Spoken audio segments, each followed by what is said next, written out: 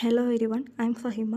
ഞാനിന്നിവിടെ ഡിസ്കസ് ചെയ്യാനായിട്ട് പോകുന്നത് ഫിനാൻഷ്യൽ ഡെറിവേറ്റീവ്സ് ആൻഡ് റിസ്ക് മാനേജ്മെൻറ്റിലെ 5th ചാപ്റ്റർ ആയിട്ടുള്ള സ്വാപ്സിലെ economic functions of swap transactions എന്നുള്ള ടോപ്പിക്കാണ്. Economic functions of swap transactions, അതായത് സ്വാപ്പ് ട്രാൻസാക്ഷൻസിൻ്റെ എക്കണോമിക് ഫങ്ഷൻസ്. ഇവിടെ മെയിനായിട്ട് 4 എക്കണോമിക് ഫങ്ഷൻസ് പറയുന്നുണ്ട്. Transforming the nature of liabilities, transforming the nature of assets, hedging and reducing the cost of funds. ഇതിൽ ആദ്യത്തെ economic function transforming the nature of liabilities, അതായത് ലയബിലിറ്റീസിൻ്റെ നാച്ചറിനെ transform ചെയ്യുക. ഈ ഒരു ഫങ്ഷനിൽ പറയുന്നത് നമ്മളിപ്പോൾ ഒരു ലോണൊക്കെ എടുക്കുകയാണെന്നുണ്ടെങ്കിൽ ഓരോ മന്തും ആ ഒരു ലോണിൻ്റെ മുകളിൽ നമ്മൾ ഇൻട്രസ്റ്റ് ഒക്കെ പേ ചെയ്യേണ്ടതായിട്ട് വരും. ഈ ഇൻട്രസ്റ്റിൻ്റെ റേറ്റ് എന്ന് പറയുന്നത് ചിലപ്പോൾ ഫ്ലോട്ടിംഗ് ആയിട്ടുള്ളൊരു ഇൻട്രസ്റ്റ് റേറ്റ് ആയിരിക്കും, ചിലപ്പോൾ ഫിക്സ്ഡ് ആയിട്ടുള്ളൊരു ഇൻട്രസ്റ്റ് റേറ്റ് ആയിരിക്കും. ഈ ഫ്ലോട്ടിംഗ് ഇൻട്രസ്റ്റ് റേറ്റ് എടുത്തിട്ടുള്ള ആൾക്ക് അത് വേണമെന്നുണ്ടെങ്കിൽ ഫിക്സ്ഡ് ആയിട്ടുള്ളൊരു റേറ്റ് ആക്കിയിട്ട് മാറ്റാനായിട്ട് സാധിക്കും. അതുപോലെ തന്നെ ഫിക്സ്ഡ് ഇൻട്രസ്റ്റ് റേറ്റ് എടുത്തിട്ടുള്ള ആൾക്ക് അതൊരു ഫ്ലോട്ടിംഗ് ഇൻട്രസ്റ്റ് റേറ്റ് ആയിട്ടും മാറ്റാനായിട്ട് സാധിക്കും. അതാണ് ഇവിടെ transforming the nature of liability എന്നുള്ളതുകൊണ്ട് ഉദ്ദേശിക്കുന്നത്. നമ്മൾ ഇൻട്രസ്റ്റ് പേ ചെയ്യാമെന്ന് പറഞ്ഞു കഴിഞ്ഞാൽ നമുക്കതൊരു ലയബിലിറ്റിയാണ്. ആ ഒരു ലയബിലിറ്റിയുടെ നാച്ചറിനെയാണ് ഇവിടെ നമ്മൾ ട്രാൻസ്ഫോം ചെയ്യുന്നത്.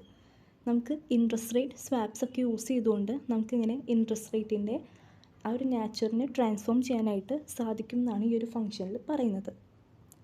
ദെൻ രണ്ടാമത്തെ function transforming the nature of assets. നമ്മൾ ആദ്യത്തെ ഫംഗ്ഷനിൽ പറഞ്ഞത് ലോൺ എടുത്തിട്ട് ഇൻട്രസ്റ്റ് പേ ചെയ്യുന്ന കേസായിരുന്നു, അതായത് ലയബിലിറ്റിയുടെ കേസാണ് ആദ്യത്തെ ഫംഗ്ഷനിൽ പറഞ്ഞത്. ഇവിടെ പറയുന്നത് അസറ്റിൻ്റെ കേസാണ്, അതായത് നമ്മൾ ഇൻവെസ്റ്റ്മെൻറ്റ് പോലുള്ളതൊക്കെ ചെയ്തിട്ട് നമ്മൾ ഇൻട്രസ്റ്റ് റിസീവ് ചെയ്യുമ്പോൾ ഉള്ള കേസാണ് ഈ ഒരു ഫംഗ്ഷനിൽ പറയുന്നത്. നമ്മളിപ്പോൾ ഓരോ ഇൻവെസ്റ്റ്മെൻറ്റൊക്കെ ചെയ്ത് കഴിഞ്ഞാൽ നമുക്ക് ഇൻട്രസ്റ്റ് ഇങ്ങോട്ട് കിട്ടും. ആ ഒരു ഇൻട്രസ്റ്റിൻ്റെ റേറ്റ് എന്ന് പറയുന്നത് ചിലപ്പോൾ ഫിക്സ്ഡ് ആയിട്ടുള്ളൊരു ഇൻട്രസ്റ്റ് റേറ്റ് ആയിരിക്കും, ചിലപ്പോൾ ഫ്ലോട്ടിംഗ് ആയിട്ടുള്ളൊരു ഇൻട്രസ്റ്റ് റേറ്റ് ആയിരിക്കും. നമുക്ക് ഈ ഇൻട്രസ്റ്റ് റേറ്റ് സ്വാപ്സ് ഒക്കെ യൂസ് ചെയ്തുകൊണ്ട് ആ ഒരു ഇൻട്രസ്റ്റ് റേറ്റിൻ്റെ നാച്ചറിനെ ട്രാൻസ്ഫോം ചെയ്യാനായിട്ട് സാധിക്കും എന്നാണ് ഈ ഒരു രണ്ടാമത്തെ function transforming the nature of അസറ്റ്സിൽ പറയുന്നത്. മൂന്നാമത്തെ ഫംഗ്ഷൻ ഹെഡ്ജിങ്. നമുക്കറിയാം ഹെഡ്ജിങ് എന്ന് പറഞ്ഞു കഴിഞ്ഞാൽ റിസ്കിനെ റെഡ്യൂസ് ചെയ്യുക അല്ലെങ്കിൽ എലിമിനേറ്റ് ചെയ്യുക എന്നൊക്കെയാണ് ഉദ്ദേശിക്കുന്നത്. നമ്മുടെ മാർക്കറ്റിൽ ഇൻട്രസ്റ്റ് റേറ്റിന് വരുന്ന ഫ്ലക്ച്വേഷൻസ് അല്ലെങ്കിൽ അഡ്വേഴ്സ് ആയിട്ടുള്ള ഒരുപാട് സിറ്റുവേഷൻസ്, ഇതൊക്കെ നമ്മളെ വളരെ നെഗറ്റീവായിട്ട് എഫക്റ്റ് ചെയ്യും. ഈ ഇൻട്രസ്റ്റ് റേറ്റിൽ വരുന്ന ഫ്ലക്ച്വേഷൻസ് ഒക്കെ കാരണം നമുക്ക് ഒരുപാട് നഷ്ടങ്ങൾ ഉണ്ടാകാനൊക്കെ ചാൻസ് ഉണ്ട്. അപ്പോൾ ഇങ്ങനെയുള്ള ഇൻട്രസ്റ്റ് റേറ്റ് റിസ്കിനെയൊക്കെ റെഡ്യൂസ് ചെയ്യാനായിട്ട് ഇൻട്രസ്റ്റ് റേറ്റ് സ്വാപ്സ് യൂസ്ഫുൾ ആണെന്നാണ് ഈ ഒരു ഫംഗ്ഷനിൽ പറയുന്നത്. നമ്മുടെ ഇൻട്രസ്റ്റ് റേറ്റിലുണ്ടാകുന്ന റിസ്കിനൊക്കെ ഹെഡ്ജ് ചെയ്യാനായിട്ട് നമുക്ക് സ്വാപ്പ് യൂസ് ചെയ്യാവുന്നതാണ്. അതാണ് ഈ ഒരു ഹെഡ്ജിങ് എന്നുള്ള ഫംഗ്ഷനിൽ പറയുന്നത്. നാലാമത്തെ economic function reducing the cost of funds. നമ്മളിപ്പോൾ പല സോഴ്സസിലൂടെ ഫണ്ട് റേസ് ചെയ്യാറുണ്ട്. ഇപ്പോൾ ഷെയർസ്, ഇക്വിറ്റി ഷെയർസ് വഴിയും അതുപോലെ തന്നെ ഡിബഞ്ചേഴ്സ് വഴിയൊക്കെ നമ്മൾ ആവശ്യമായിട്ടുള്ള ഫണ്ട്സൊക്കെ റേസ് ചെയ്യാറുണ്ട്. അപ്പോൾ ഇങ്ങനെ റേസ് ചെയ്യുന്ന ഫണ്ട്സിനൊക്കെ നമ്മൾ ഡിവിഡൻറ്റും അതുപോലെ തന്നെ ഇൻട്രസ്റ്റും ഒക്കെ പേ ചെയ്യേണ്ടതായിട്ട് വരും. അപ്പോൾ അങ്ങനെ നമ്മൾ റേസ് ചെയ്യുന്ന ഫണ്ടിൻ്റെ മുകളിൽ നമുക്ക് വരുന്ന അത്തരത്തിലുള്ള കോസ്റ്റുകൾക്കാണ് കോസ്റ്റ് ഓഫ് ഫണ്ട് എന്ന് പറയുന്നത്. നമ്മൾ പഠിച്ചിട്ടുണ്ട് cost of equity, cost of debentures എന്നൊക്കെ. അപ്പോൾ നമ്മളിങ്ങനെ പല സോഴ്സസിലൂടെ നമ്മൾ റേസ് ചെയ്യുന്ന ഫണ്ടിൻ്റെ മുകളിൽ നമുക്ക് വരുന്ന കോസ്റ്റാണ് കോസ്റ്റ് ഓഫ് ഫണ്ട് എന്ന് പറയുന്നത്. ഈ ഒരു കോസ്റ്റ് ഓഫ് ഫണ്ട്സിനെ റെഡ്യൂസ് ചെയ്യാനായിട്ട് നമുക്ക് സ്വാപ്പ് യൂസ് ചെയ്യാം എന്നാണ് ഈ ഒരു ഫംഗ്ഷനിൽ പറയുന്നത്. ഈ reducing the cost of fund എന്ന് പറയുന്ന ഒരു ഫംഗ്ഷൻ കമ്പാരിറ്റീവ് അഡ്വാൻറ്റേജ് എന്നുള്ള പ്രിൻസിപ്പലിനെ ബേസ് ചെയ്തിട്ടുള്ളതാണ്.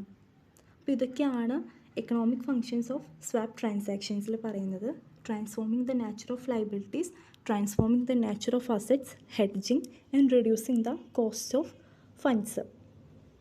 ദെൻ പിന്നെ പറയുന്നത് ടൈപ്സ് ഓഫ് സ്വാപ്സ് ആണ്. മെയിനായിട്ട് 5 ടൈപ്പ് ഓഫ് സ്വാപ്സ് ആണുള്ളത്. Interest rate swap, currency swap, equity swap, commodity swap and credit default swap. ഇതിൽ ഇൻട്രസ്റ്റ് റേറ്റ് സ്വാപ്പിൽ ഇൻട്രസ്റ്റ് റേറ്റ് ആയിരിക്കും അണ്ടർലൈങ് അസറ്റായിട്ട് ഉണ്ടായിരിക്കുക. ഈ ഇൻട്രസ്റ്റ് റേറ്റ് റിസ്കിനൊക്കെ ഹെഡ്ജ് ചെയ്യാൻ വേണ്ടിയിട്ടാണ് നമ്മൾ ഈ ഒരു ഇൻട്രസ്റ്റ് റേറ്റ് സ്വാപ്പ് യൂസ് ചെയ്യുക. ദെൻ കറൻസി സ്വാപ്പിൽ അണ്ടർലൈങ് അസറ്റായിട്ട് കറൻസിയും അതുപോലെ തന്നെ കറൻസിയുടെ എക്സ്ചേഞ്ച് റേറ്റൊക്കെ ആയിരിക്കും ഉണ്ടായിരിക്കുക. ഫോറിൻ എക്സ്ചേഞ്ച് റിസ്കിനൊക്കെ ഹെഡ്ജ് ചെയ്യാൻ വേണ്ടിയിട്ടാണ് ഈ ഒരു കറൻസി സ്വാപ്പ് നമ്മൾ യൂസ് ചെയ്യുന്നത്. ദെൻ ഇക്വിറ്റി സ്വാപ്പിൽ ഇക്വിറ്റി ഷെയർസൊക്കെ ആയിരിക്കും അണ്ടർലൈങ് അസറ്റായിട്ട് ഉണ്ടായിരിക്കുക. ദെൻ കമ്മോഡിറ്റി സ്വാപ്പിൽ കമ്മോഡിറ്റീസ് ആയിരിക്കും അണ്ടർലൈങ് അസറ്റ്. ഈ ഒരു കമ്മോഡിറ്റിയുടെ പ്രൈസിനൊക്കെ ലോക്ക് ചെയ്യാൻ വേണ്ടിയിട്ട്, അല്ലെങ്കിൽ നമ്മൾ ഉദ്ദേശിച്ച പ്രൈസിൽ കമ്മോഡിറ്റീസൊക്കെ ട്രാൻസാക്ഷൻ നടത്താൻ വേണ്ടിയിട്ടാണ് നമ്മൾ ഈ ഒരു കമ്മോഡിറ്റി സ്വാപ്പ് യൂസ് ചെയ്യുന്നത്. Then credit default swap. ഇതിൽ ക്രെഡിറ്റ് ഇൻസ്ട്രുമെൻറ്റ്സ് ഒക്കെ ആയിരിക്കും അണ്ടർലൈനിങ് അസറ്റ് ആയിട്ടുണ്ടായിരിക്കുക. ഈ ഒരു ഇതിൽ ഡിഫോൾട്ട് വരുത്താതിരിക്കാൻ വേണ്ടിയിട്ടൊക്കെയാണ് നമ്മൾ ഈ ഒരു ക്രെഡിറ്റ് ഡിഫോൾട്ട് സ്വാപ്പ് യൂസ് ചെയ്യുന്നത്. ഈ ഓരോ ടൈപ്പ് ഓഫ് സ്വാപ്പിനെ പറ്റിയിട്ട് നമ്മൾ ഈ ഒരു ചാപ്റ്ററിൽ ഡീറ്റെയിൽ ആയിട്ട് പറയുന്നുണ്ട്. അപ്പോൾ ഇതുവരെയുള്ള എൻ്റെ ടോപ്പിക്ക്. Thank you.